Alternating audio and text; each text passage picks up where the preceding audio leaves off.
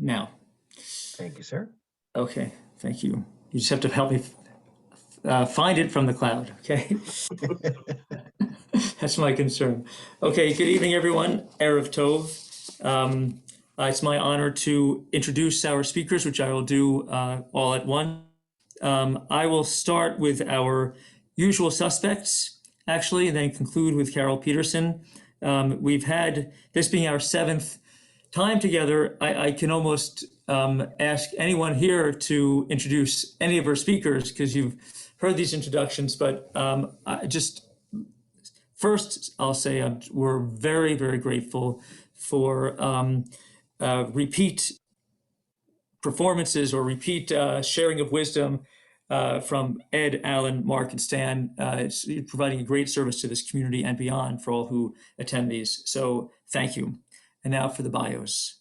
Dr. Ed Cohen, the president of our congregation, has had an extensive career in pharmacy, including owning his own store, managing all the pharmacies for Dominic's, and 10 years working at corporate Walgreens.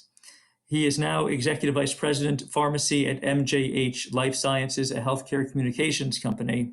He is the company's key liaison to community pharmacy and pharmacy academia, where he works on behalf of pharmacies and the pharmacist to bring them information and ideas that enhance their practice and impact the quality of their patient care services. So thanks, Ed, for that and for your all your work and vision for these programs. Dr. Alan Harris is an ID physician, infectious disease physician, and currently Associate Director of Infectious Disease, Associate Chairman of Medicine, and a hospital epidemiologist at Rush University Medical Center. He also serves on the City of Chicago's Technical Advisory Group for Communicable Disease. Years ago, he was Assistant Superintendent of the Municipal Contagious Disease Hospital of Chicago and served on Illinois' Governor's Panel of Public Health Advisors under Governor James Thompson. Thank you, Alan. Dr. Mark Levin practiced infectious disease medicine at community hospitals in Chicagoland for 35 years. Before he retired in 2018, he was Chief of Infectious Disease and Chairman of Infection Control at McNeil Hospital in Berwyn. He received his training at the New England Deaconess Hospital and at the University of Chicago. So thank you, Mark. And Dr. Stan Schulman. Stan is the Rogers Professor of Pediatric Infectious Diseases at Northwestern and Lurie Children's Hospital. He was Division Chief of Infectious Diseases there for 41 years, now attending physician. A graduate of University of Cincinnati and University of Chicago Medical School, trained at University of Florida and the University of Chicago. And you're a Detroit Tigers fan. Yes, sir. Yeah. Sadly. Sadly, but there's no Detroit in here in your bio. My grandmother was a big Detroit Tigers fan when the family migrated to the center of Detroit. Gotcha. Okay. Now we know. And finally, we're very pleased to welcome Carol Peterson. Welcome here, Carol. Carol has 20 years of experience at the University of Illinois at Chicago as a researcher, educator, and administrator, a health educator who can speak on mental health concerns. Carol's early years were spent working directly with adults experiencing mental health challenges and working at a UIC research center on mental health services and policy. She then moved into a directorship at UIC Wellness Center and has served there for 15 years. In addition to co-founding a food pantry for students, she writes health education guides and workshops on stress, self-care, and resilience. Carol has conducted hundreds of wellness workshops and has had the pleasure of training thousands. A portion of her work, including providing wellness coaching for students having developmental or transitional challenges. So quite a lot going on there. So Carol, welcome to our community, and we thank you very much for being with us this evening. So organizers, who is up now? Carol's up now, and she just needs to unmute and share her screen with some slides that she'll walk us through that help us understand the mental health issues of the times. Carol, it's all yours. Thank you, everybody, for just, like I said, inviting me here. Before I get started, I just want to make sure, can everybody hear me okay? Just nod your heads. Okay, awesome. So what I'm going to do is we have a lot of slides, and I'm going to, sometimes you're going to hear me talk fast, but other times I'm going to slow down just to make sure that the information is heard. And also I'm going to turn off my video because when I present, I have a tendency to talk with my hands, and you don't need to see me doing this while I'm talking to you. So we're gonna get started, and then I'll put this on. I'll go ahead and put this up. So bear with me. Okay, and I'm gonna attempt to. Yep, there we go. All right, so let's get started. If anything happens weird in terms of technology, like my sound goes out or the slide freezes, just let me know and I'll go back. So today we're talking about understanding stress and activating solutions. And so we've got a lot to go through today. And what I think the best method for questions, because you're going to see slides that are going to create some questions and you're going to be like, oh, what about this? What about that? So either write those questions down on a piece of paper and later put them in the chat, or just go ahead and write them directly into the chat. If it's easier, I would just say grab a pen and a piece of paper. And as we go through this presentation, anything that occurs to you, a comment, a question, then you can just share that with us at the end. So let's get started. Okay, so our agenda for today: why are we stressed, stress in our health, stress in our brain, and then solutions. So why are we stressed? So one of the things that I wanted to do to sort of, for us to look at as we move through, we're going to use this framework as to why we're stressed. So the framework we're looking at is, if you remember, in 1991, there was a movie called The Perfect Storm. George Clooney was the star of that movie. So this movie was based on an actual event where the Andrea Gale set sail on Halloween from Massachusetts, and the boat was hit. It was a small fishing craft. It was hit by 2 major storms and 1 hurricane. And I use this analogy as we move forward, just talking about why we're stressed, because right now we are collectively, not just, Chicago or the United States, but the whole world is kind of in a perfect storm right now. And that so much is coming at us from so many different perspectives. So Carol? that's our analogy. Yes? I'm seeing the end of the slide deck, and I'm wondering if it's just me or is it others that are your slides coming up in order? Rabbi, can you help me out? Yeah, sure. I see it says talk to someone. I can't do we're this. at the end of your slide deck, Carol. Oh, okay. Hold on. I'm so grateful. Thank you. I do No, apologize this for is interrupting. perfect. But, Okay. All right. So we're going to go to slideshow. So do you see the first slide right now? not as yet. Same one says talk to someone.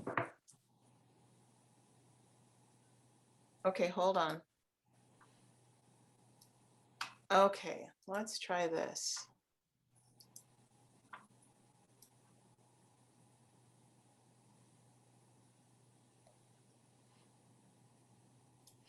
There you go.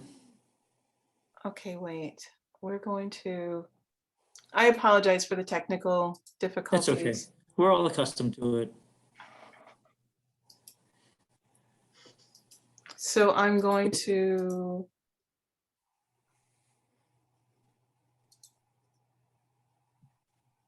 just bear with me. All right. And I'm going to go back to share view, and we're going to go back to this. Okay, so what do you see now? Now we got the beginning. Awesome. There we go. Yay. Thank you, thank you, Okay. thank you. Thank you. Thank you for stopping me sooner. I appreciate that. So now that you can see it, understanding stress, activating solutions. So why are we stressed? Stress in our health, stress in our brain, and solutions. So we're going to first talk about why are we stressed. And so for those of you, like I was saying, so we're basing the framework of why we're stressed, we're basing it on the movie, The Perfect Storm. So now that you can see the poster.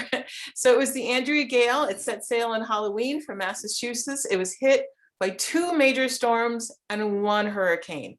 And like I said, I feel like that this is what we're all going through right now. And this is the framework that we're going to hang this first section of the presentation on. So right now, one of the major storms, one of the major fronts of the storms that we're dealing with is political and social climate. And right now, as you know, Americans are very angry. We're angry, we're stressed, we're upset, we feel unappreciated, hopeless, stepped on, we feel marginalized, we feel misunderstood, forgotten, we feel unloved, unheard, scared, overlooked, overworked, we feel sleep deprived, we feel helpless. So Americans and the world are going through a lot right now. So a lot is on the plate of our political and social climate. So of course, you have to mention this. We also are going through the coronavirus, which was, started in 2019. For us, we think of it as starting in 2020, but really it started in 2019. So we've got this major unprecedented pandemic happening at this point in time. Because of that, we're experiencing COVID fatigue. People don't talk about COVID fatigue, but that is what we're all going through because, like, again, we're being hit on a variety of different fronts in terms of stressors and just major life events. So what's happening is because of that, you've got, even during the point of the COVID fatigue, you still have to move forward with life, right? And you still have to move forward with all the responsibilities that you have with life. So home, medical, friends, and family. And as you all know, there was a point in time in 2020 when everybody ran and hid for so many weeks that getting medical care was very difficult. Getting in front of your doctor was very difficult. Getting an appointment was very difficult. So lots of stressors and lots of responsibilities despite what's going on. We also, because of the pandemic, we have this new major life event that's happening to all of us. We're feeling isolated. We are isolated and we're feeling isolated. So consequently, we feel trapped or we feel lonely in the presence of others. And this is something that a lot of times people don't think about. Like this is a situation where you could be at home and you're isolated and you're surrounded by 1, 2, 3, or 5 other people, but let's be real, they might not be the people that you want to be with at this moment. There's other friends and other family that you want to be with, but though you're surrounded by folks, they're not the right folks. So you still feel isolated. We're also feeling the missing of the full expression of life. And consequently, we're experiencing an onslaught of emotions. So all of that adds up to us going through and experiencing something called the COVID blues. So this long list that you see on the left-hand side is just an inkling of all the different things that we're going through right now. So I'm just going to read a few. So we're having compassion fatigue, numbness, we're stressed, anxious, lonely, sad, worried, frustrated. We've even experiencing worsening health problems because of this isolation and because of the presence of COVID, or experiencing worsening mental health problems because of all that's going on. So again, just like you're seeing this onslaught of rain, this is what we're going through. Consequently, because of all of that, we're also experiencing something called compassion fatigue. Compassion fatigue is something a lot of people don't talk about. Compassion fatigue is a term that's usually used for individuals who are in the healthcare industry or individuals who are providing mental health care. These are individuals who are usually in the front lines, giving their heart and their soul every day, all day. They experiencing compassion fatigue. Well, now, so are we. We're experiencing this. And we're experiencing compassion fatigue, not only from the fact that, you know, we have a lot going on in our lives and we're burned out, and then there's secondary trauma, which leads to compassion fatigue. What's happening is we're at a point where we have had to comfort so many people for such a long period of time, giving the comfort of somebody who's passed on, comforting that survivor, comforting that widow, comforting that widower, comforting that child. And we've said, I'm sorry that you've lost this person so many times that we're tired. We can't say it anymore because now it's draining us.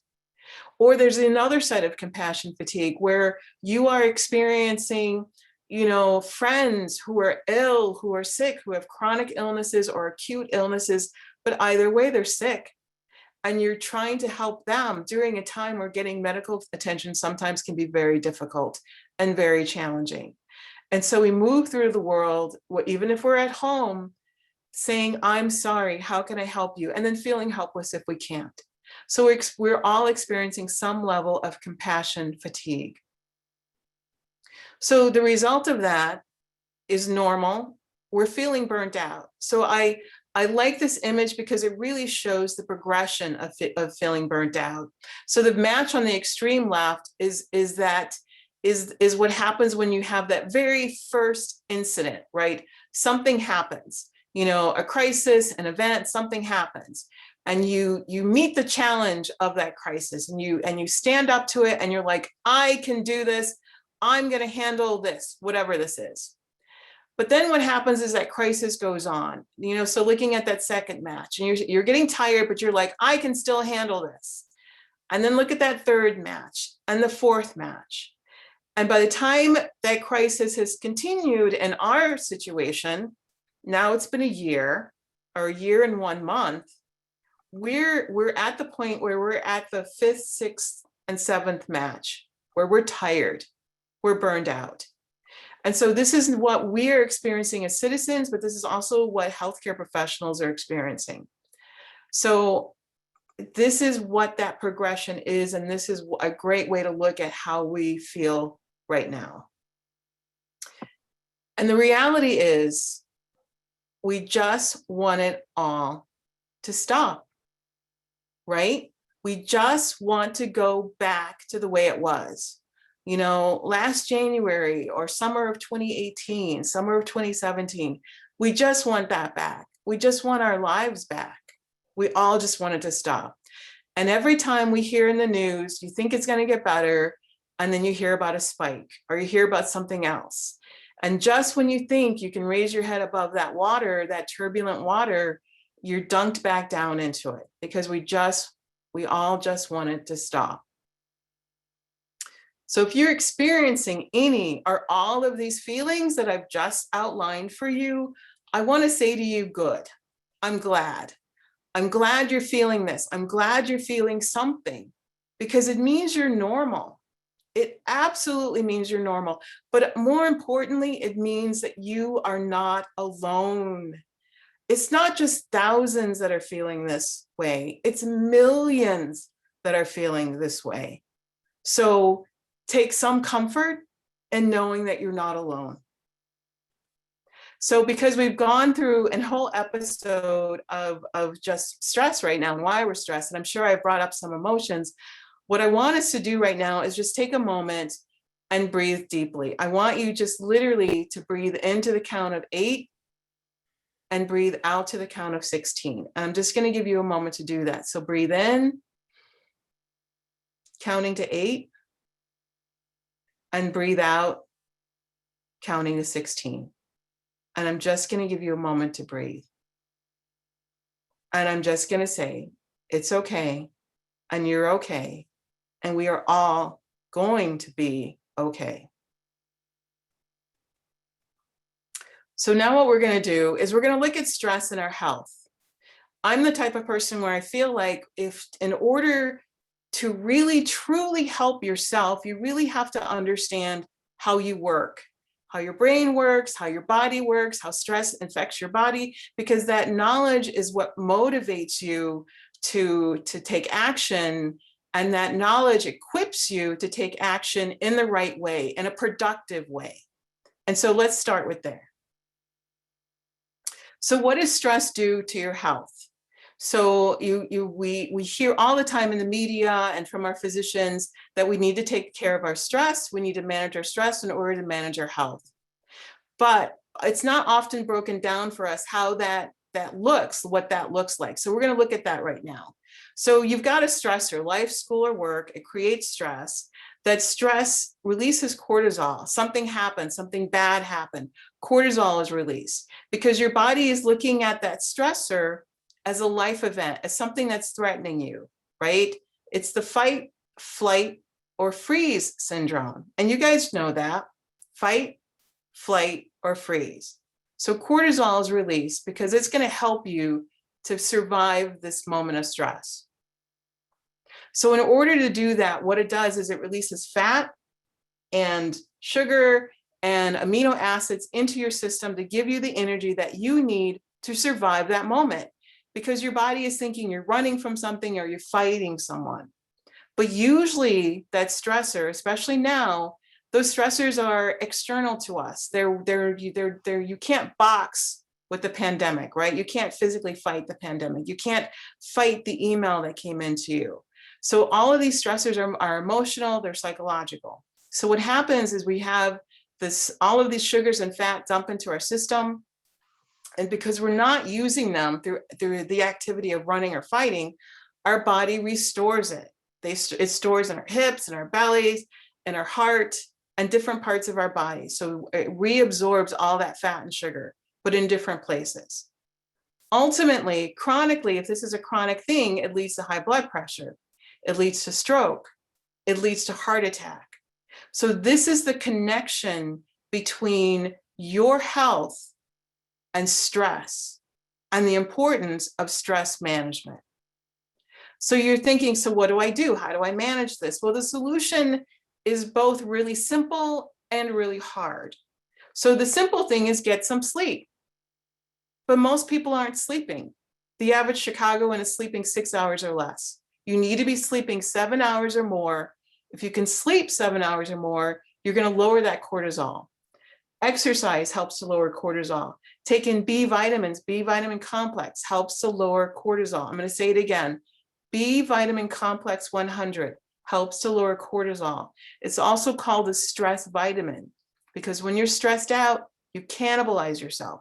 As we saw in that first part, when your body is sucking up that fat and the sugar and amino acids, it's sucking it from muscle.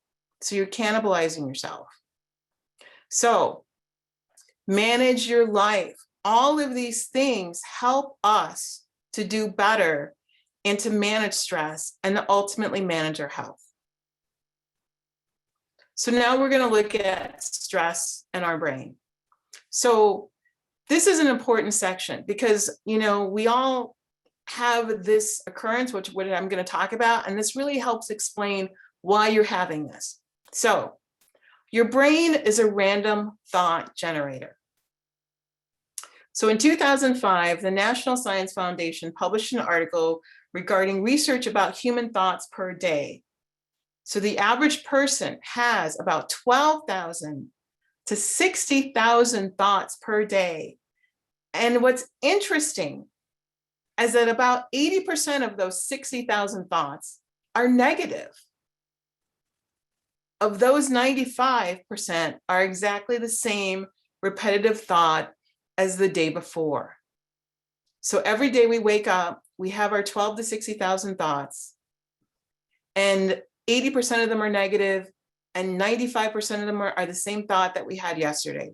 So basically, every day we're thinking something negative, and when you're thinking something negative, that affects your health, which we'll talk about in a little bit. So when a problem occurs, your brain goes into problem-solving mode. So if it's a simple problem, that's great. You've got the problem, and it's A to B, boom, problem solved, your brain's happy.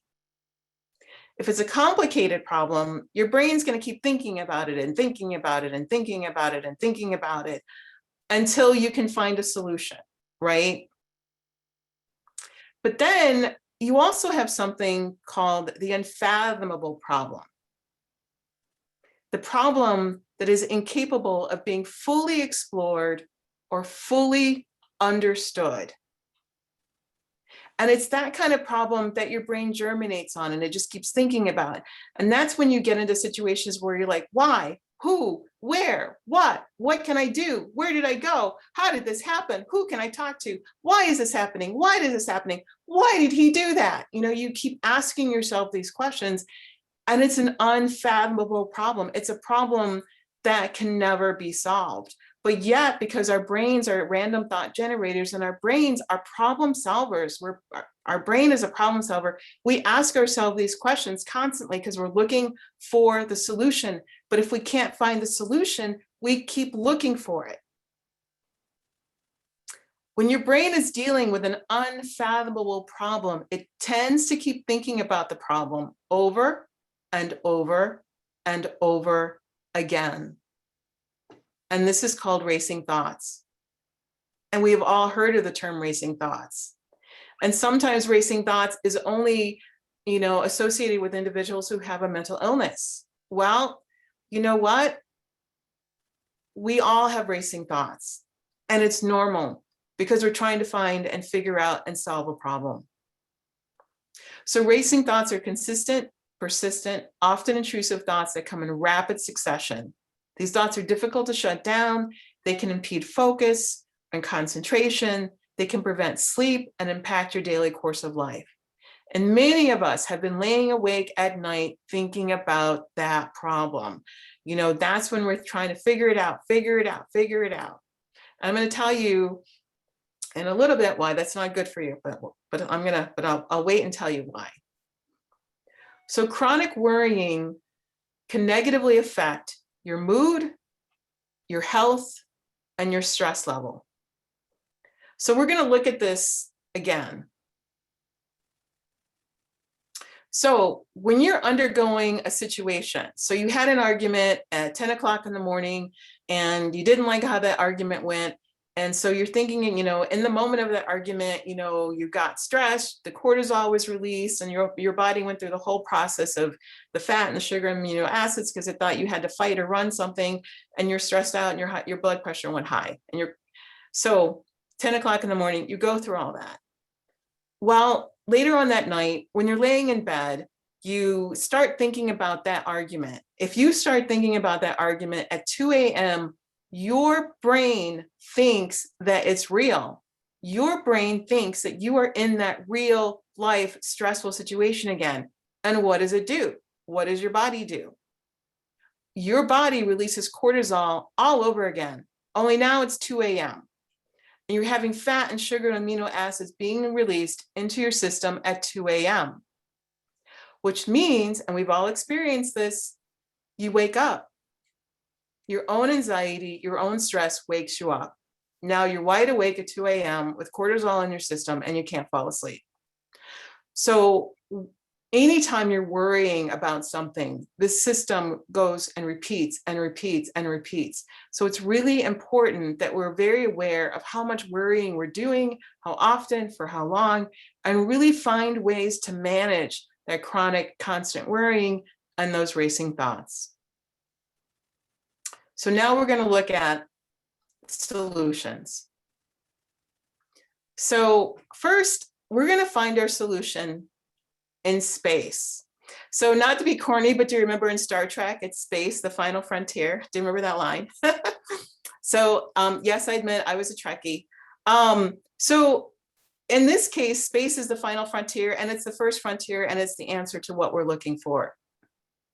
So looking at this picture, when we're thinking about the pandemic and we're thinking about isolation, we're looking at this picture of an individual standing on the moon next to this vehicle, millions of miles away from any human being, and maybe only one or two other persons next to this person. This is the epitome of isolation. So because of that, in 2020, NASA started releasing reports and articles talking about social isolation and space. So what they say is that NASA has been studying people in isolated and confined environments for years and has developed methods and technologies to counteract possible problems. And so NASA in this situation is an expert on isolation and managing isolation.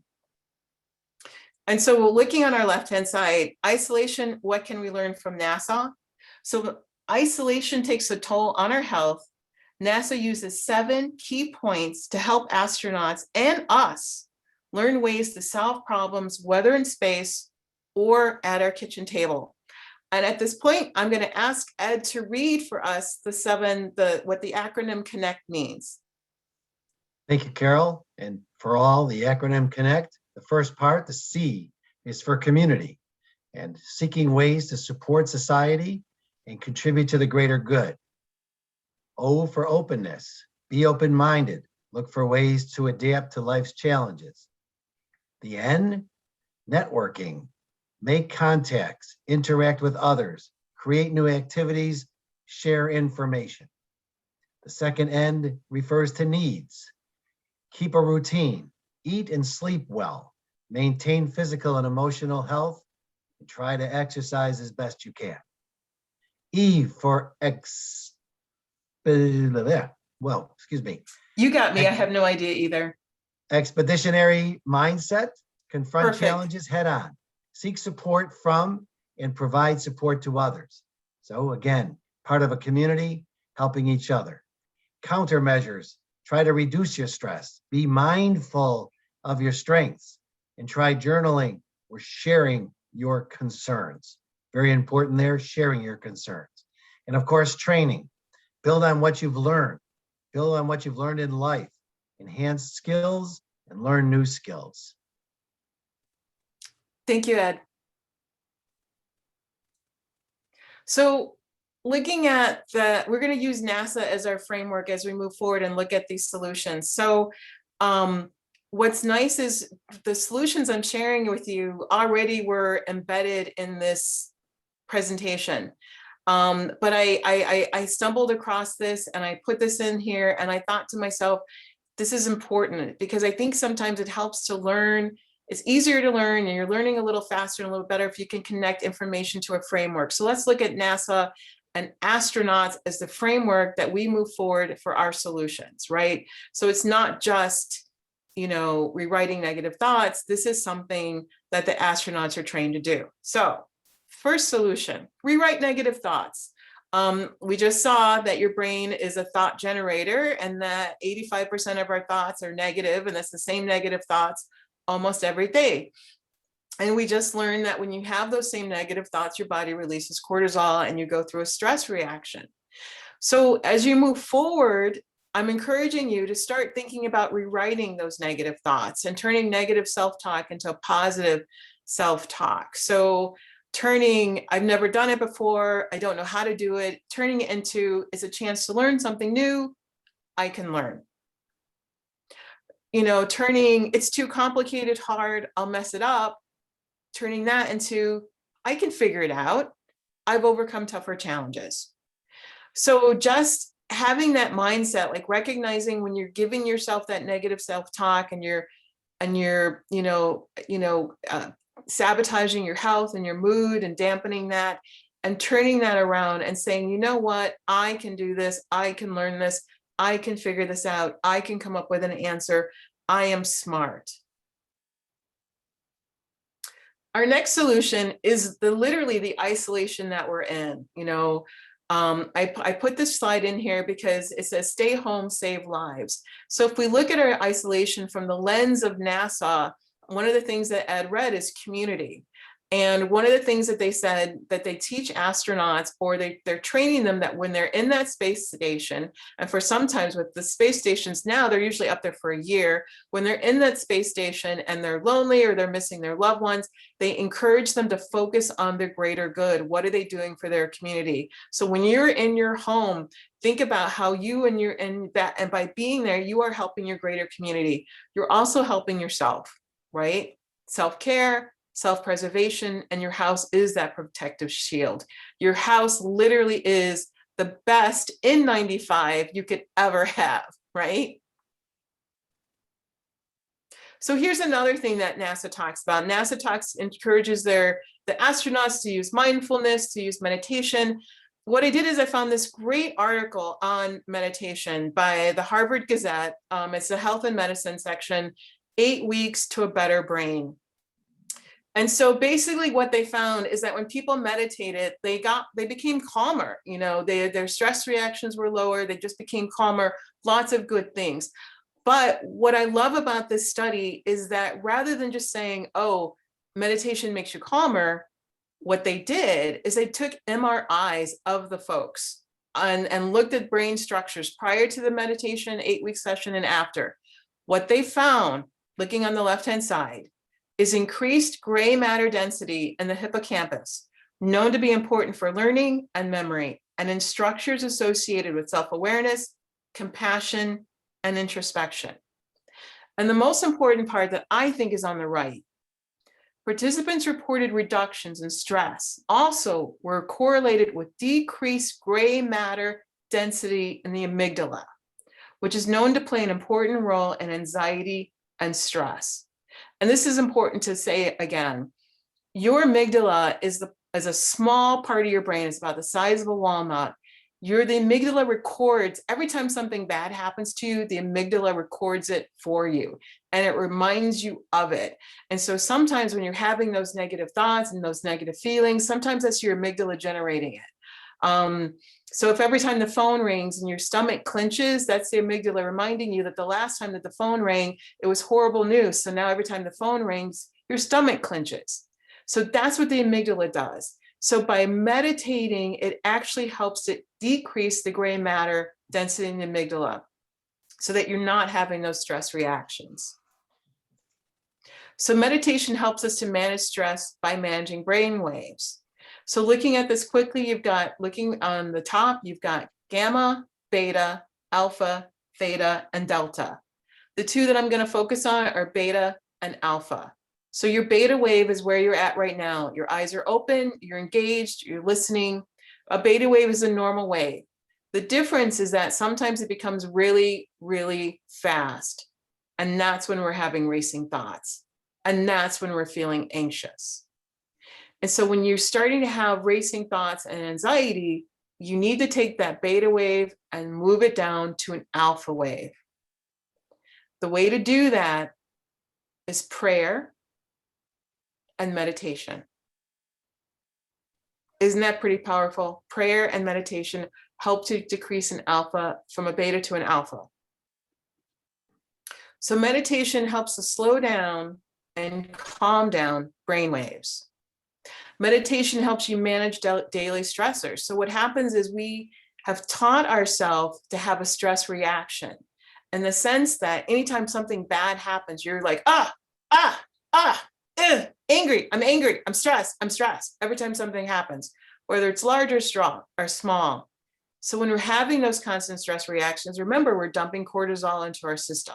We're not doing good things for our bodies. Meditation helps you to change that, to rewrite that.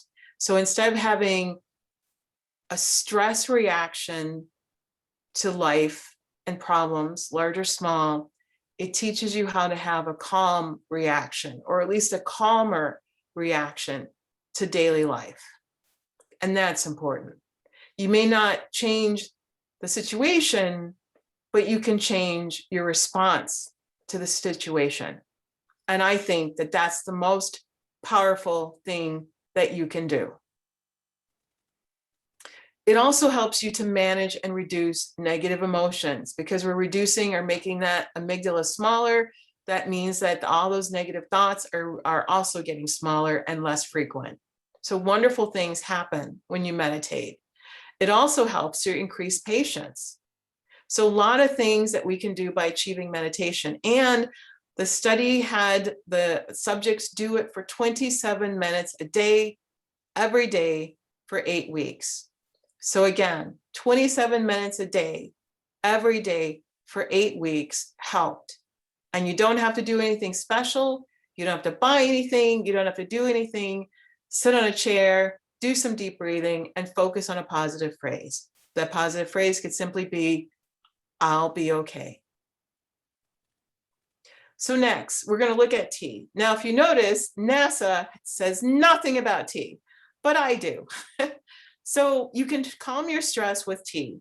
So certain teas contain phytochemicals like L-theanine, which creates a calmer brainwave. So again, most teas or plants have some type of phytochemical in it.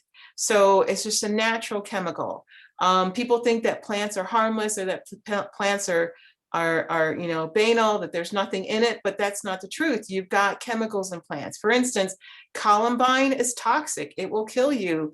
An iris, a beautiful iris will kill you. Columbine, I just said columbine. So belladonna, right? Belladonna will kill you. Ed would back me up on this, right? It's a poison.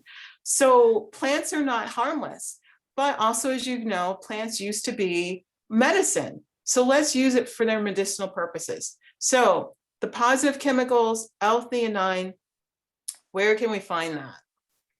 Green tea. So green tea has L-theanine in it. And what it does by drinking it, it helps to calm you down. It helps to take you from a fast beta wave to a calmer alpha wave. Or at the very least, it helps to calm down your beta wave so that instead of having racing thoughts, you're back to just being at an optimal beta wave. So sage tea, I don't know about the phytochemicals in sage tea, but if any of you have had sage tea, it's wonderful. It smells like, you're walking through the woods, and it's very calming. Matcha tea, you have heard of matcha tea. Matcha tea is a version of green tea. It's a more powerful version of green tea, like 10% more powerful or 13% more powerful. What they do with matcha, the way that they produce is like prior to picking the leaves off of the bushes, they cover them. And by doing that, they cover it for 2 or 3 days prior to picking the leaf off the bush, and it intensifies the chlorophyll in it, and it makes it a stronger, more powerful tea. So if you need calming, green tea. If you really need to be calmed down, matcha tea. Chamomile tea, we know we take chamomile tea to fall asleep. That's powerful. But if you're having a really stressful day, drink chamomile tea. And if you're really stressed out, what's going to happen is you're not going to fall asleep, but you will be calmer. These teas are safe to drink all day, every day. If you have issues with caffeine, then get something that's decaffeinated. So we're recognizing that we're feeling sad, we're feeling depressed, we're going through a lot of different emotions. Well, again, looking at your brain, and recognizing that really our bodies, that we're just one big bag of chemicals. We really are. We're just one big bag of chemicals. When one hormone goes up, another goes down, we're feeling this way. That other hormone goes up, this one goes down, now we're feeling this way. So sometimes, managing our health, managing our mental health is understanding how our body works and understanding what we need to put in our bodies and what we need to not put into our bodies. So, if you're feeling gloomy, you're just like, this is not my day to day. So, reach for a banana, go outside. And as you can see, let me look. So with the banana, it shows that it boosts serotonin. Going outside helps to energize you. If you look at where it says leafy greens, it also boosts energy. Epsom salts is very calming. And the Epsom salts in the sense that if you take a bath, and you're soaking in Epsom salts, you're literally absorbing this through your skin, and it's going to calm you down. Let's look at another one. Glass of water. Just drinking water and hydrating yourself, hydrating your brain will give you energy and help you to calm down. And looking at this last one, we see the figure walking. So walking is going to energize you and calm you down. And we're going to talk more about movement in just a second. So here we are, movement. NASA approves movement. They approve exercise. So, you know, when you're trying to get yourself out to exercise or do something, you know, think, you know, I'm on the NASA program and, you know, this is what an astronaut would do and I'm going to do this. So there's a lot of great things that movement and physical activity does. What happens, I think, as Americans, we have a tendency to focus on exercise only from the perspective that exercise is for the young, which I think is bunk.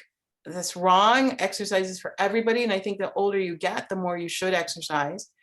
We also have a tendency as Americans to only focus on exercise as, you know, to be sexy, to look good, you know, to get your 6-pack or your 8-pack, which is ridiculous. So we're not, to me, exercise is more than that. Exercise helps with your physical health and your mental health. So let's look at what it says. Exercising increases serotonin. Your serotonin levels are related to depression. When those levels are low, research has shown that more people are more likely to be depressed when serotonin levels are low. So the foods we just saw in the previous slides help to increase serotonin levels. Exercising helps to increase serotonin levels. It lowers depression. It increases endorphins. So as you guys, for those of you who ran or used to run, you know, you hear people talk about a runner's high. Well, those are the endorphins pumping into your system and they make you happy. So, you know, get some happiness by moving. It's going to promote better sleep. So if you have insomnia, if you're waking up in the middle of the night, you can't fall asleep, it's going to improve your sleep. It increases your energy, it increases your oxygen. And so let me focus on this for a second. When you walk, so if you were comparing walking to running, here's which one, you don't have to answer, but which one gives more oxygen to your brain, walking or running? And I think I've already given away the answer, but walking or running, do you think? So if you said walking, you're absolutely right. When you walk, you give more oxygen to your brain than when you run. So again, walking gives more oxygen to your brain than when you run, because when you're running, you need massive amounts of oxygen and it takes it it goes straight to your thighs and not to your brain. So running or walking lowers your stress symptoms or any kind of movement, and it lowers your cortisol. We just learned about cortisol. So we're sitting here and we're thinking, wait a minute, I can't go outside, or I don't want to go outside, or just whatever. So again, as Americans, we have a tendency to think that exercising has to be that you have to pay $100 a month and you've got to go to the gym and you got to get in your car and drive and go to the gym and park, and that's a hassle. You can work out effectively in your home. So these are 2 sit and fit type programs that are out there that you can use. So the one on the left, as you see, season 14. So this woman, I don't remember her name, I apologize, has been doing this for 14 years or more. So she does sit and fit exercises where all of them are seated, and she does arm exercises and leg exercises, and she does them in a variety of ways. On the right-hand side, what we see is sit and fit chair yoga. So either one works. And I want to say, before I move from this slide, I want to say, I am not sharing this with you because of who you are, right? I am sharing this with you because it's a great idea. And I want to tell you, I share the sit and fit idea with the college students that I talk to. So I have a presentation that talks about Zoom fatigue and managing Zoom fatigue. And one of the things I tell them is to look at a sit and fit video, identify 2 or 3 or 4 exercises from that sit or fit video. And when they're in their next Zoom session and it's going kind of long and they're feeling kind of antsy, to do that identified sit or fit exercise.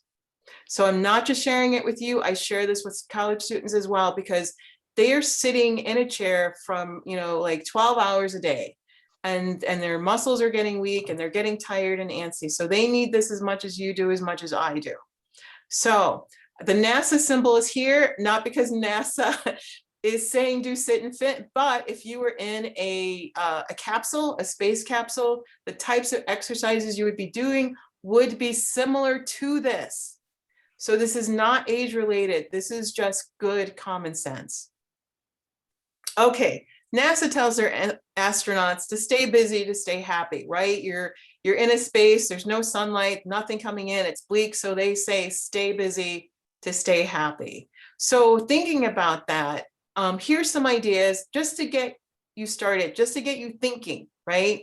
So think about being a homework helper, reaching out to local schools and seeing if you can provide virtual homework tutoring, supporting parents or supporting the students. Because as you know, we still have a lot of students who are at home and their parents have one eye at work and one eye on them. And they're trying to help them with math or science or physics. And the parent is like, I have no idea what you're doing. Maybe reaching out to local schools and saying, you know what, I know these topics. Does any parent do you need would help with a tutor? And it would be virtual, a phone call, a Zoom session. There's also something called Canine Companions for Independence. This is where you raise a puppy for up to 18 months. That puppy is then, and I think you help train that puppy, and then that puppy is given to an individual who has a physical disability. The last one is you consider being a citizen scientist. So yeah, I don't know if you guys ever heard that term. There are citizen scientists. There are there's major projects out there like NASA and other major science companies, corporations who look for citizen scientists, and sometimes they have them doing, like I remember NASA had a citizen scientist project, multiple ones, where one of them was looking at, helping them look at the million of slides of moon surfaces and plant surfaces to identify what's a crater and what's not a crater. So when you've got a billion different slides, you need citizen scientists. So for those of you interested in science, you can still do that. And again, it's wonderful, it's virtual. So keeping on a schedule, so you're at home or you just find that your day is like sliding by. I want to encourage you to get up, grab any piece of paper and just write down, this is what I'm going to do today. 8 o'clock, I'm doing this. 10 o'clock, I'm doing this. 12 o'clock, I'm doing this. Not in a way to restrict your time or make you feel stressed out or anything like that. No, it's really to help give structure to your day and purpose to your day. And I think by writing it down, you're going to think to yourself, well, you know what? I'm looking at my day. I'm going to spice up my day a little bit. I'm going to throw in this. I'm going to throw in that. So by putting your day on a piece of paper, it's going to help you identify where you want to go and what you want to do. Okay, NASA says, talk to somebody, talk to somebody. We've got our racing thoughts, we've got our negative thoughts, we're in our head a lot. It's not good to be in your head all the time because you start telling yourself these stories and you start to believe the stories. So it's important that you talk to somebody. So looking at our characters here, one of the first characters says, a pandemic, can you believe it? The second one says, no, I can't. I keep waiting for this crazy ride to end. And that's what we need. We just need to have somebody agree with us. So get out of your head and talk to somebody. Get some sleep. NASA encourages that tremendously. So getting sleep lowers your cortisol. It releases leptin. Leptin is a hormone that is released at night. If you get 6 to 7 hours of sleep a night or more, leptin is released. If you don't get 6 or 7 hours of sleep at night, then what that means is the next day, when you don't have enough leptin in your system, you're eating, you're going to find that you have out of control eating. Because what leptin does is it tells us when we're satisfied. And if we don't have that hormone, you're going to have the munchies and you're just eating, you're just eating, you're just eating. So sleeping helps you not have that craving the next day. So people will often connect not sleeping to gaining weight. And here's that secret reason why, because leptin is not being released. So sleep also positively affects our mood. It increases our focus. It increases our concentration. It lowers our stress because it's lowering our cortisol. It repairs our body. So when you're sleeping, that's when your body goes into work. It goes and repairs all of those tissues. It goes into your brain and it defrags your brain. Like it takes all those fragmented millions of pieces of information and it categorizes. So when you wake up the next morning, your brain is calmer, and your body's had a chance to heal and repair. It increases patience. And I think that the most important point about sleeping is that it reduces crankiness and irritability. So think about it, you know, when you are with your young nieces or nephews, or the little kids are running around and they're screaming, you know, how often does mom or dad or somebody say, you know what, they're cranky because they haven't had a nap, right? So if you're cranky, it means you haven't had a nap either, and you need a nap. So we all need naps, to be honest, we all need naps. So get some sleep. Okay, so sleeping is, you know, it's easy to say, hard to do. So what we want to do is we want to shut down your electronics 2 hours before bed. You know, our college students nowadays are sitting in bed with their electronics, but we need to shut them down 2 hours before you go to bed, because you need to let your melatonin levels in your brain increase, and you need to let your cortisol levels decrease. You need to journal. Like we talked about the astronauts journaling and NASA telling them to journal. So before you go to bed, journal an hour before you go to bed. And this is how I would suggest that you do it. First, write out your angry thoughts. You know, like, you know, this really made me angry. They said this said this. I'm really mad. This is awful. This sucks, right? Write all that out. Then write out your to-do list. I need to go grocery shopping. I need to call a doctor. I need to bring up prescriptions, whatever that is. And then the last journal entry should be your happy thoughts, right? What made you happy? What was that one thing, that one moment? You know, did the sun come out from behind the clouds and in that moment you felt happy? Did you see something? Did you smell something? Did you eat something? Whatever made you happy that day, write it down, or write down your blessings.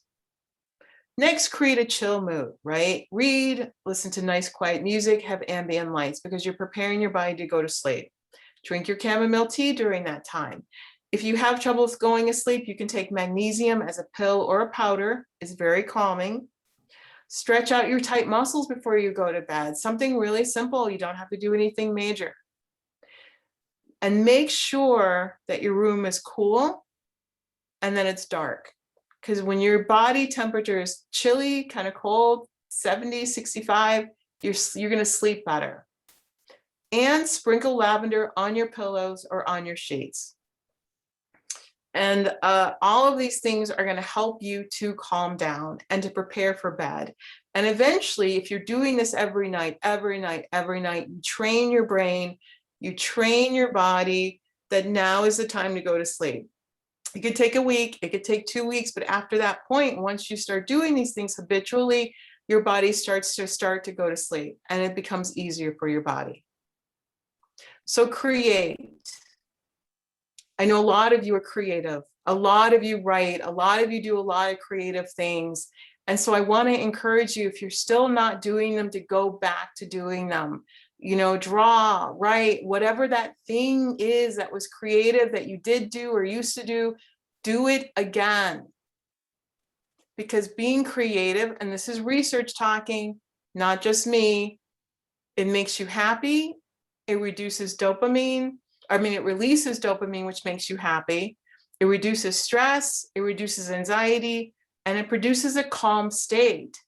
It produces a really focused state. They talk about being in the zone. And remember when you would do that creative thing that you loved, you could get into the zone and be in that zone for an hour or 2 hours. And when you came out of that creative space, you were calm. So what was that thing that you did? Do it again. So we talk about getting a hobby, right? And some of you have hobbies already. And sometimes that creative thing is that hobby. So this is just a list of things just to stimulate you and get you to thinking about it. So learning a language, drawing, singing, writing, scribbling, coloring, organizing, painting, puzzling, scrapbooking, eating new foods, reading, photography, baking, tai chi, crossword, jewelry making, knitting, crocheting, building, origami, decorating, yoga, and armchair travel. Pick up a book and read about a place that you've been to or never been to, that you've always wanted to go, or look at a video on it. we can't travel or we shouldn't travel or we're restricted from traveling, but you can still travel virtually. So a part of this whole process is checking in with yourself and asking yourself, what's my mood? What am I feeling? How do I feel right now? And not in a self-indulgent way. This is not about you being self-indulgent or being vain. This is important.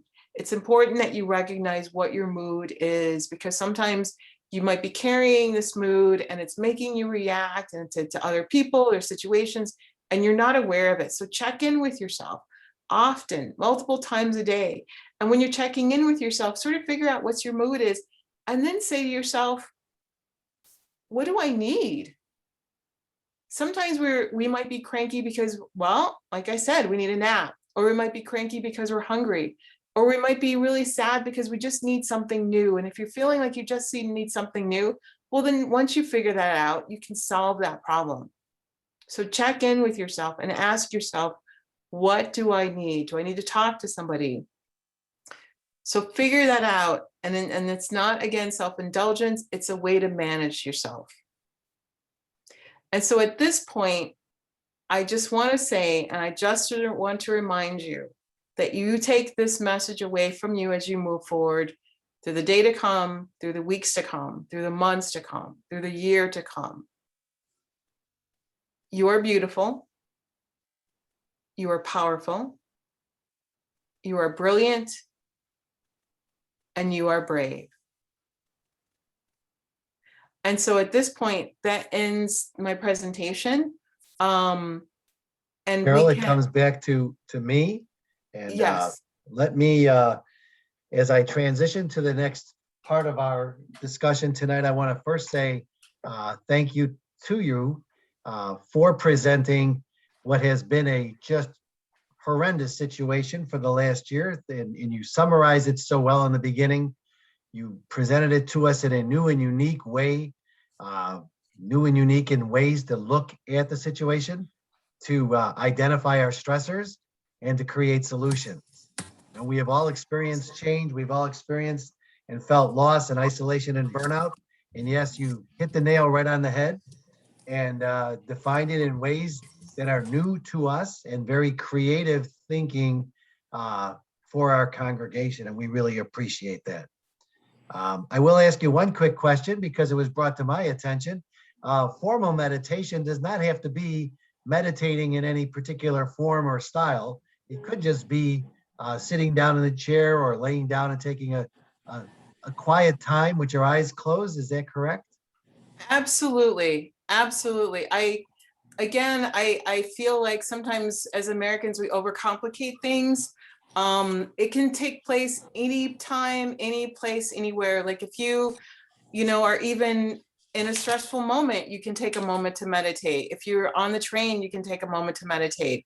At home, any chair, any comfortable spot, closing your eyes, breathing deeply and focusing on something positive, a positive mantra, requires no expertise and no equipment. Just taking that moment. Excellent. Thank you so very much.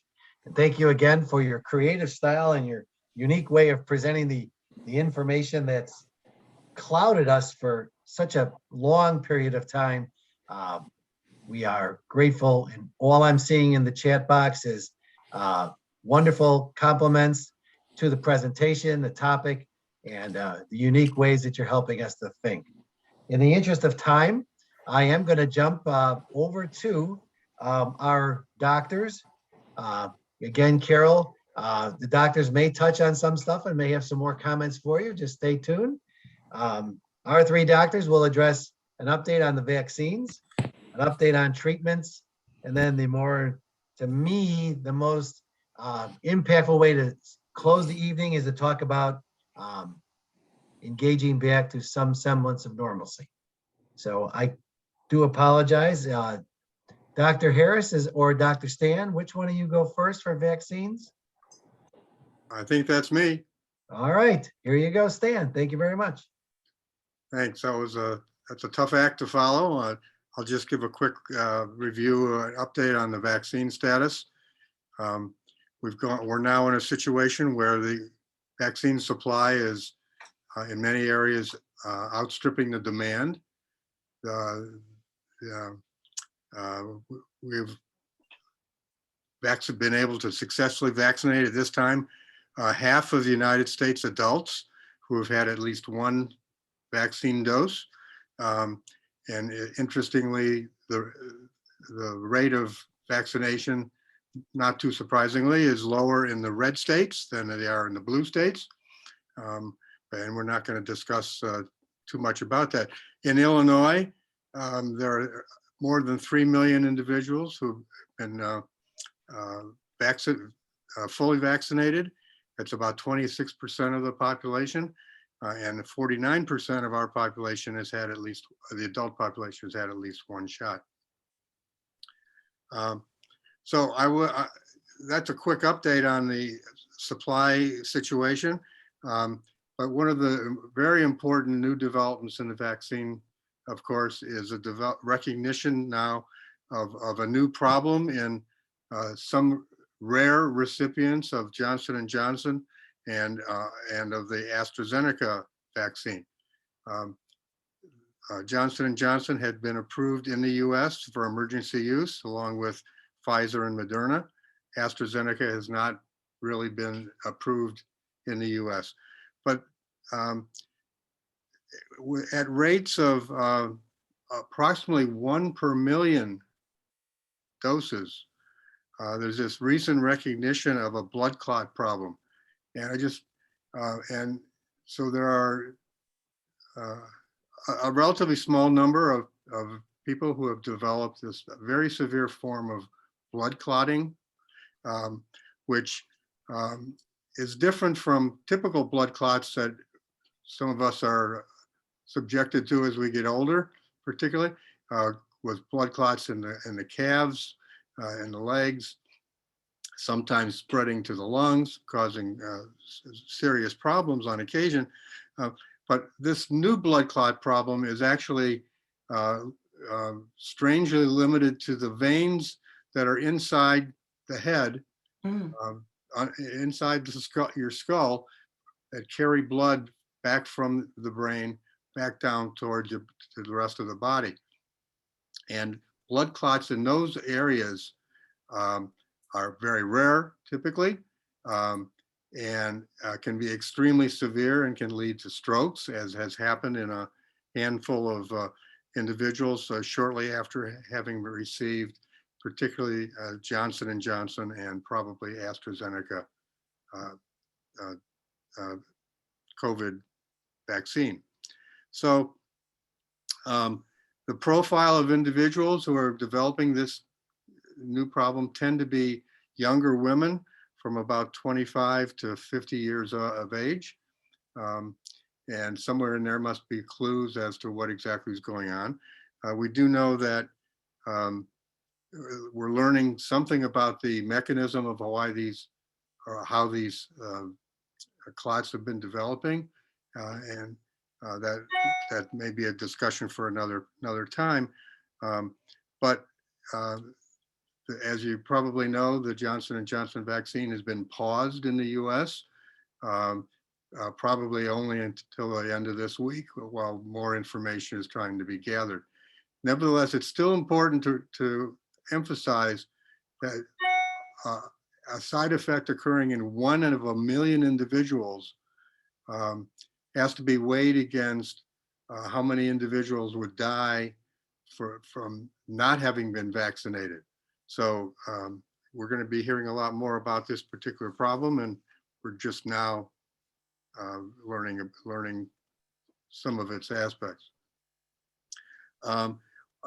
Another new topic related to our COVID vaccines relates to what, for the first time, there's been some discussion now of the possibility, without any decisions being made, but the possibility that a third vaccine dose or a booster dose may be important or recommended. The president or chairman of Pfizer has come out and talked about this very overtly. And I think the jury is out. we will know over time whether it is going to be necessary for full protection and sustained protection to have a booster shot or not. Meanwhile, there's the kinds of observations that are being carried out in terms of trying to get information enough to make that kind of recommendation relates to tracking the number of people who, despite being vaccinated with the 2 doses, then go on to develop COVID infection despite that. That would be a signal that the immunity hasn't been persistent in the way we would want. In addition, individuals who have been vaccinated in the clinical trials are having, many of them are having blood draws periodically to assess whether the antibody levels that were stimulated by the vaccines are waning in their strength over time. If the antibody levels are dropping fairly quickly, they may reach a point where they reach a level that they're no longer satisfactorily protected. So those kinds of studies are underway and will lead us to ultimately a decision as to whether third dose or even yearly doses would be beneficial. Lastly, I just want to say a few words about the variant strains. The news is full of reports from various parts of the world of mutant or variant strains of the SARS-2 virus that many of these variants or mutants seem to be able to produce more serious COVID infections than the average native strain, the original strain. And also they seem to be some of them seem to be more highly transmissible from person to person. So far, the activity of the antibodies stimulated by the vaccines that we all should have received, the activity against the variant strains, at least in vitro studies and test tubes, look as though the antibodies are still highly protective or active against the variant strains, just as they are to the original strain. But what we really need going forward is epidemiological data regarding whether in human beings who have been vaccinated, whether they have more susceptibility to infection or transmission by a variant strain as opposed to the original strain. And that information has not yet been forthcoming. So I just want to highlight that there's a recent study published in the New England Journal from Israel, which has one of the highest rates or the highest rate of immunizations against COVID. And the particularly studied recipients of the Pfizer vaccine, and it would seem that the Moderna would be very comparable. And the follow-up at beginning at a week after the second dose, the rates of prevention are really phenomenal. 92% protection against any infection with COVID, 94% with any symptomatic infection with COVID, 87% with any against hospitalizations from the COVID illness, and 96% protection against severe disease as a result of COVID. So these data show that where you really can get the population vaccinated, the efficacy of these vaccines to date have been truly remarkable. And with that, I will close. And I did want to deal with a couple of the questions that people have sent in. Does the virus hang around forever if you're vaccinated? The answer is no, the virus doesn't hang around forever, whether you're vaccinated or not vaccinated. If you get infected, it's a relatively short-lived duration when the virus is around. Is anybody working on an oral vaccine, like a pill? Not to my knowledge, and I don't think that's ever going to be the case. Will we need to be vaccinated annually like the flu? That's a maybe. We talked about that. Is there going to be the same difficulty getting future shots if they're required, or will that be figured out in the future? That's a definite maybe. What do the variants mean for the future of the pandemic? I mentioned the increased virulence and increased transmission. How soon will we be needing booster shots? Stay tuned, that information will be coming along. And do you need booster shots from the same manufacturer that you received the first 2 shots? There's no information yet that allows a scientific answer to that, but the answer is probably the manufacturers would prefer people to stay loyal to their original vaccine type. But in the big picture, that may not make much of a difference, but we really don't have the data to answer that. That's where I'm going to stop at this point and answer questions now or later. We're going to hold questions and go to Dr. Harris and let him take the stage.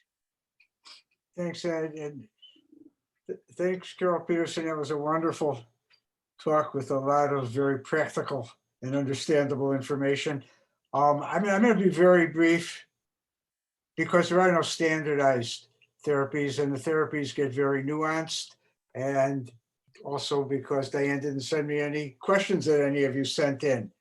So I think this is a classic situation in medicine where like it's like in football, the best offense is a good defense. So the real key is to prevent getting sick with this virus. And the best way to do that is through what we've been doing with non-pharmaceutical interventions, and now what we're doing with vaccination. If you should get infected, all the usual things are important. Rest. You can take vitamin D, although quite frankly, if you have normal levels of vitamin D, you can't really show that it does much additional benefit. If you have fever or chills with the infection, you can certainly take Tylenol or other non-specific, but medications that will help.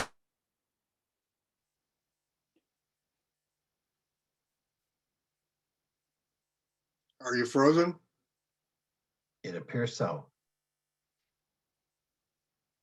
So once he comes back, we'll come back to him, and in the interest of time, we'll go to Dr. Mark and let him take the stage, talking about engaging back to some semblance of normalcy.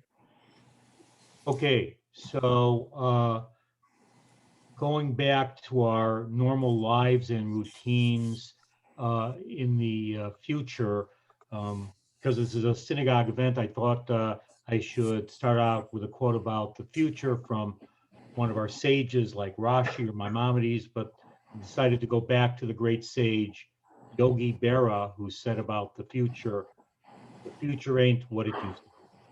So there may be a new normal in the future, or a mixture of things that we used to do as time goes on.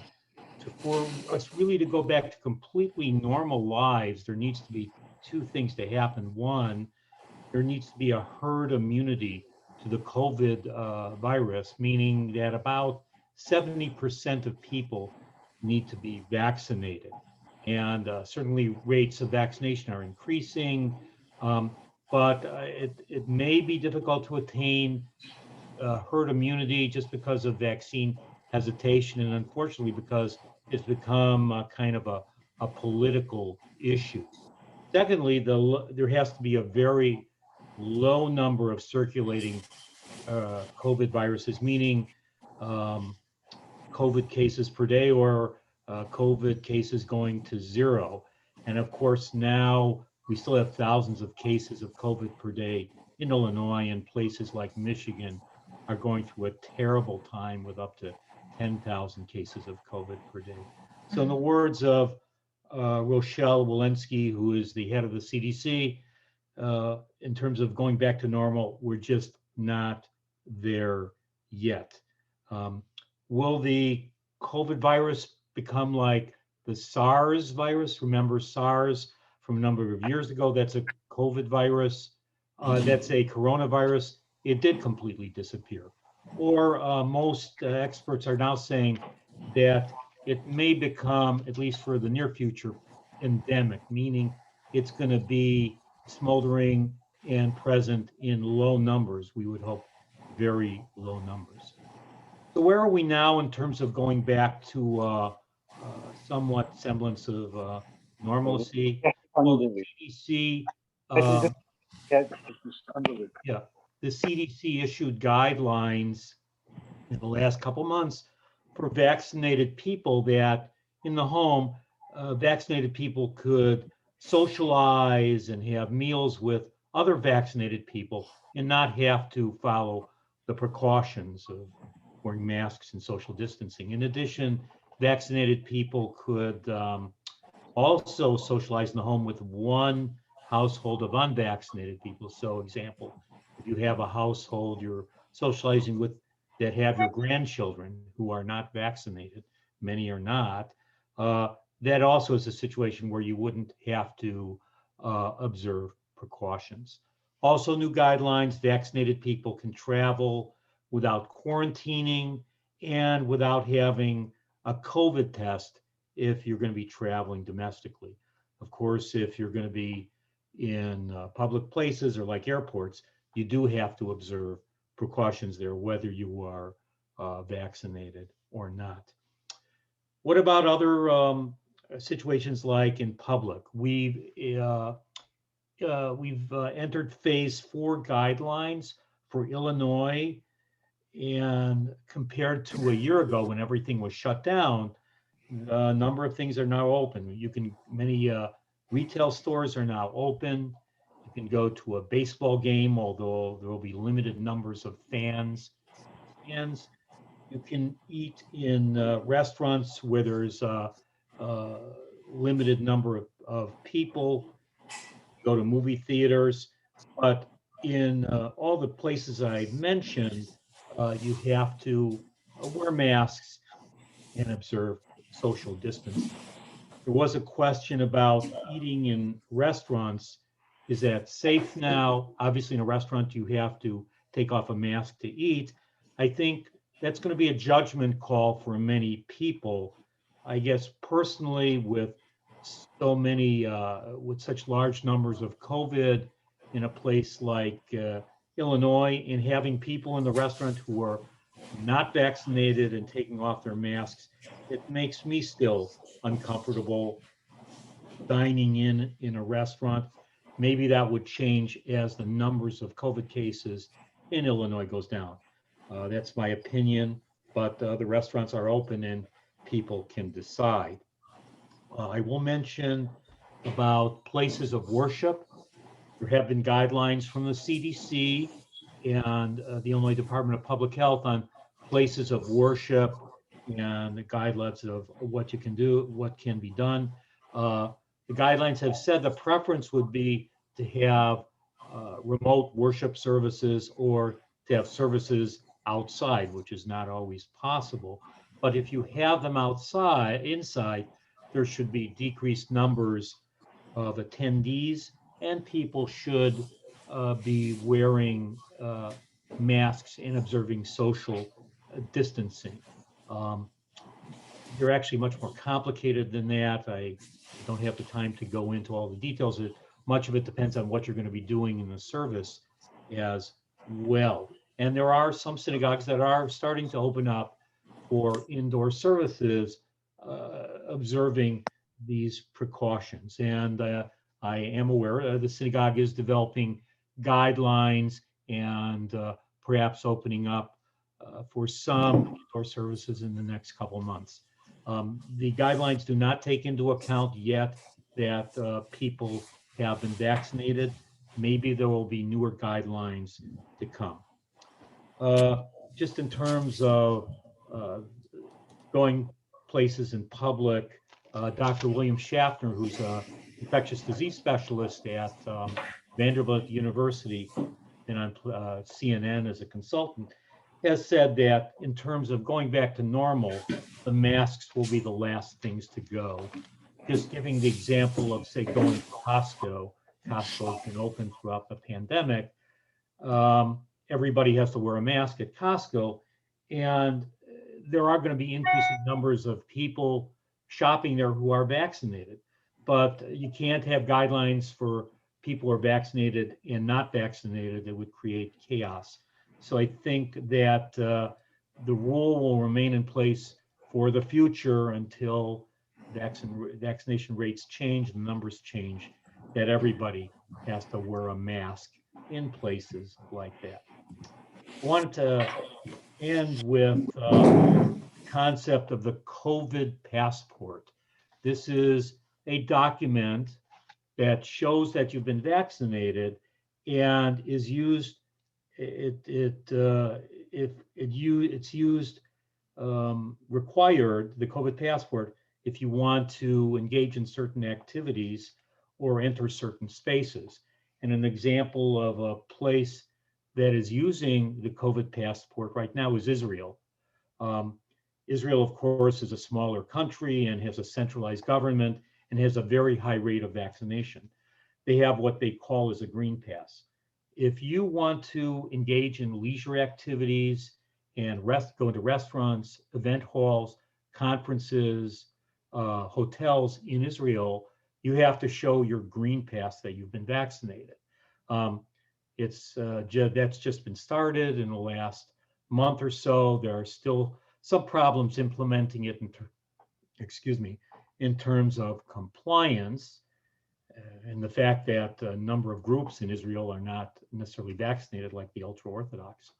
But what about in the United States? Will there be the COVID passport and requirements of being vaccinated to do certain things? The COVID passport has become a political issue, and say in Florida, the government has banned the concept of having a COVID passport. But it's still something that may be discussed for certain areas. And it's not something being done now, but say in healthcare facilities. Let's say that the COVID virus does become endemic and the vaccines are formally approved. They only have emergency approval now, and the data comes in that they're safe. So the virus is still around. Will healthcare facilities require their employees to get the COVID vaccine as they do now for, say, the flu vaccine? The same for colleges. If the vaccine lingers on and the vaccine supply becomes adequate, there have been a lot of outbreaks of COVID infection at colleges. Will colleges require students to be vaccinated, as they have students who have to be vaccinated for many things? I'd be interested in getting Stan's and Alan's perspective on these issues. Lastly, I'll mention travel. Cruise companies have discussed whether in the future they'll require tourists who want to go on a cruise show documentation that they've been vaccinated. Again, it hasn't been implemented yet. Or places, private industry, places of work like meatpacking companies, where there have been terrible COVID outbreaks in the last year.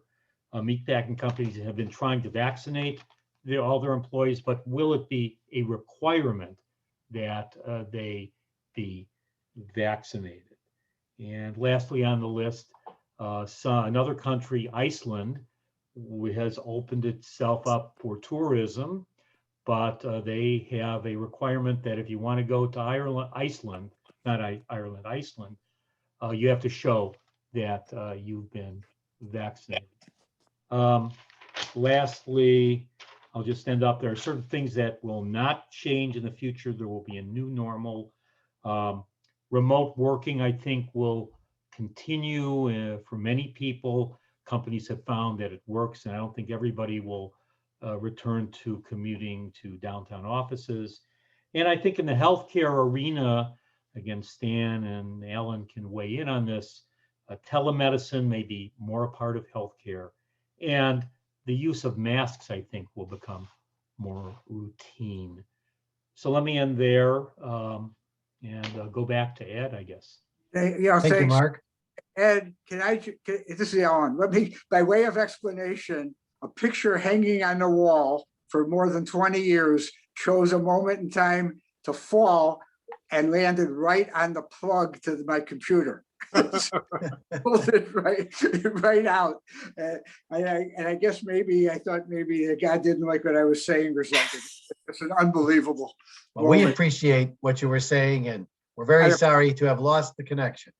So if I can Sure. just jump right back in. So all the supportive things that we would do for any type of community onset mild respiratory viral infection, you want to start out by doing. The real issues become when people get really sick, and I don't want to belabor in-hospital care because it is so nuanced.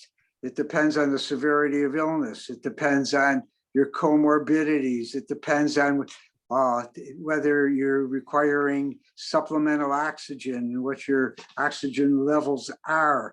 But pretty much anybody who's sick enough to be in the hospital will be put on steroids, because we are also starting to use more steroid therapy in the outpatient setting before people are ill enough to come into the hospital.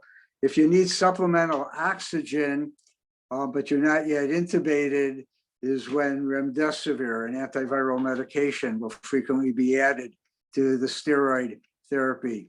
If you need to be intubated, which I hope that nobody needs to be intubated in an intensive care unit, that's where the anti-IL-6 or tocilizumab might be utilized. So these are such nuanced therapeutic decisions based on individual patients at a point where if you're vaccinated and doing the non-pharmaceutical interventions, you will hopefully never get to. So again, prevention here, the best offense is a really great defense. Prevention is much better than therapy in this setting. But there is a spot where people are in the outpatient setting, and you want to, if they're not immunized and but they have comorbidities or starting to get worse, where you can make a decision about monoclonal antibody therapy or convalescent plasma therapy. Convalescent plasma therapy, many emergency rooms, including the one down at Rush where I am, are doing it as part of a study. Quite frankly, I'm not a big fan of convalescent plasma therapy because you're giving more than just antibody and you don't know how much antibody you're giving. So convalescent plasma means that you've taken plasma from somebody who has had documented COVID infection, and you'd like to harvest their plasma about a month or so after their infection, because that's when they should have really high levels of antibody. And then you give that plasma back to somebody who has to be within the first 10 days of their illness, and the sooner the better, because what you're trying to do is give them antibodies before they've had their own chance to make their own antibodies, even though they're infected and will eventually make their own antibodies. And that's the same concept and the same rationale behind giving the monoclonal antibodies. The monoclonal antibodies are made by two companies. One is Lilly, the other is Regeneron. And each of their products has two different monoclonal antibodies. They're very high level. If they're in fact levels higher than most people may make with their own bodies due to natural infection. Lilly had a product that had only one monoclonal that's now been taken, literally just this last week or so, taken out of use. So you can get one of the two commercial products that have two antibodies each. If you get monoclonal antibody therapy, that's only done for people who have not been immunized and who are infected. And again, the sooner you do it, the better.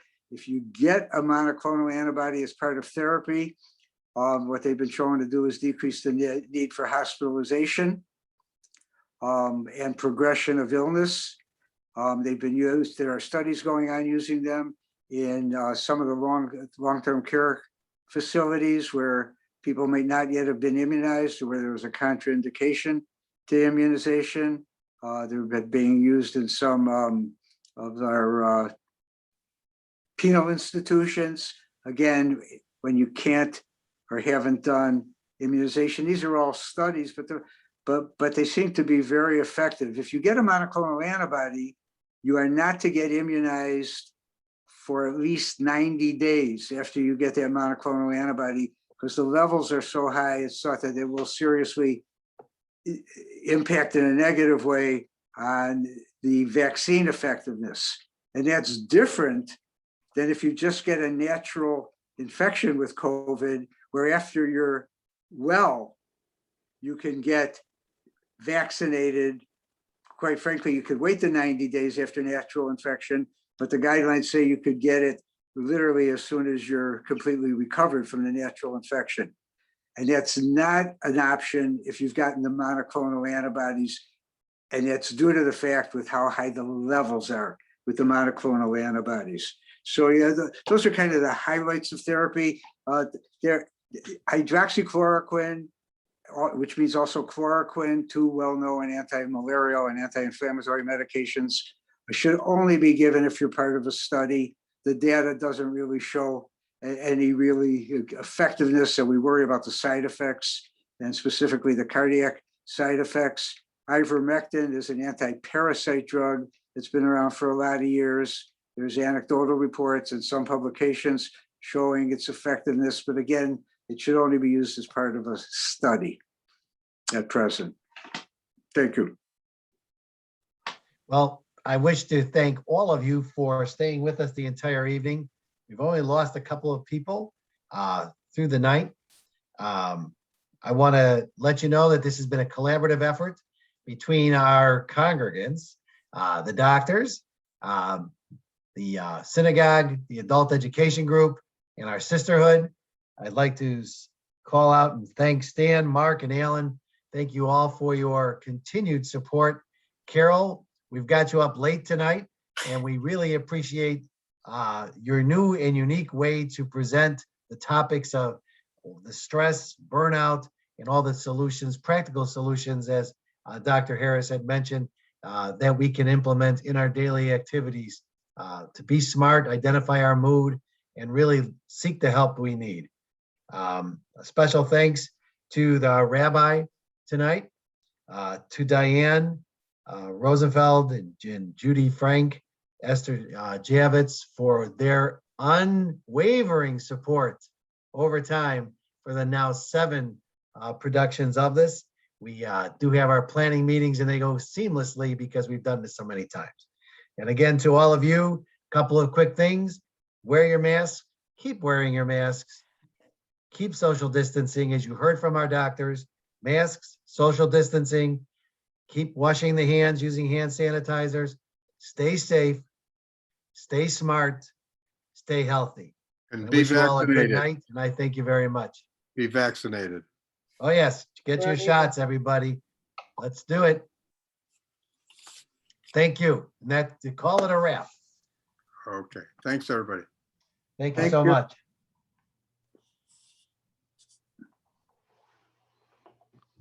Ed, thank you so much also. Thank you, Diane. Because this was your initiative. Each Well, of thank you. Indeed. Thanks, everybody. Thank you, presenters. Thank you, Ed, Diane, Judy, Esther, all of you for being here as well. Thank you so much and be safe. Thank you. Take care. Yeah, you too. Take care, everybody. Thank you.